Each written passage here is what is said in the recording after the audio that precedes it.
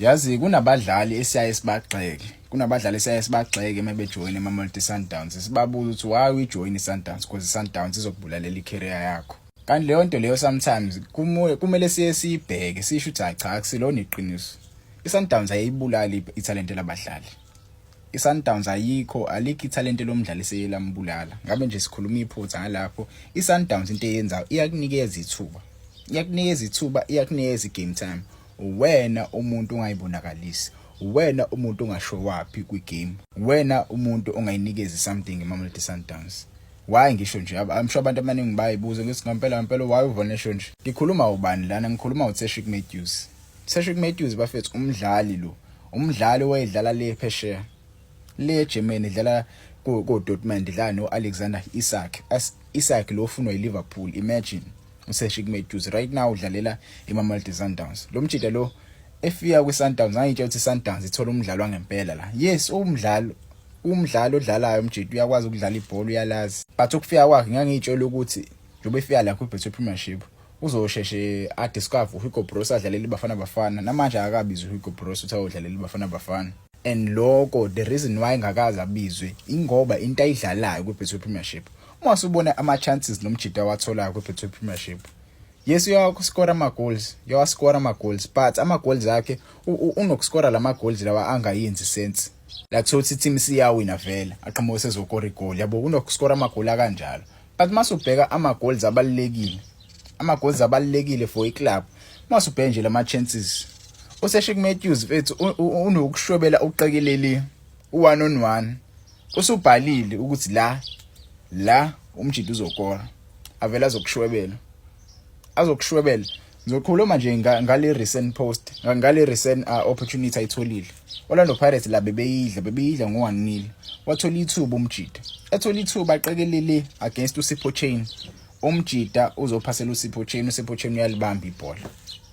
uyalibamba ibhola lapho Orlando Pirates ithola imomentum yokuthi iyo attacker capitalize ikwazi ukuthi i-draw ngo1-1. Nale linye ithuba la ezansi la ka right ngala lapho khona bebedlala against iDortmund. Lapho khona wathola khona ithuba eliyingqayizivele mfethu 1-on-1 wakhetha ukuphasela ugoalkeeper still.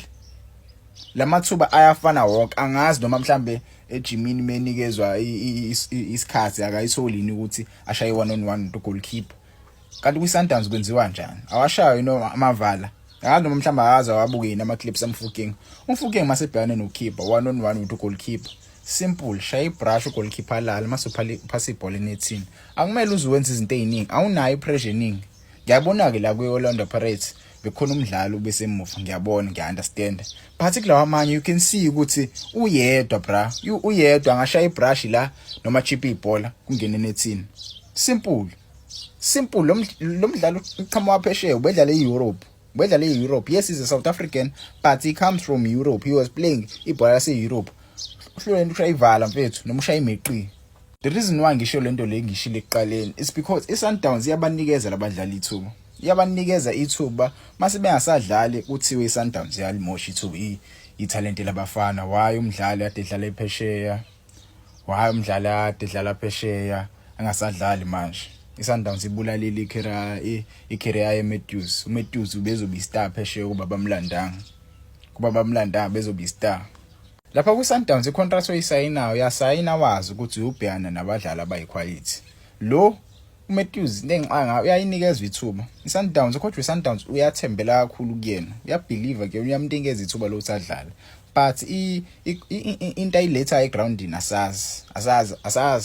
Maybe kodwa kule game abayidlala against iOrlando Pirates maybe nemagesi kusasa, maybe uzowenza something umjida, maybe uzoyiredeema, but nje quality mela shintsha indlela yakwenza ngempela, angazi ahlale kumastands, ahlale nabadlali laba beSundowns abangakaze balisebenzisa ithuba balinikeziwe. Because Sundowns uyanikezwa ithuba, unikezwe ithuba.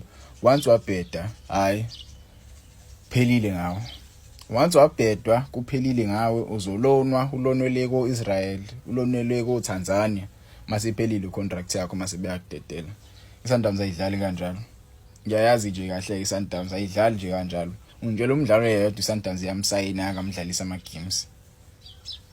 Yangamdlalisa ama-games imbona ukuthi umdlalo onjani. Sundowns ayifani bani njenge-Kaizer. I-Kaizer Chiefs yasayina umdlalo ubonganisema azadlalisha igame eyodwa for i-Kaizer Chiefs akasekho right now.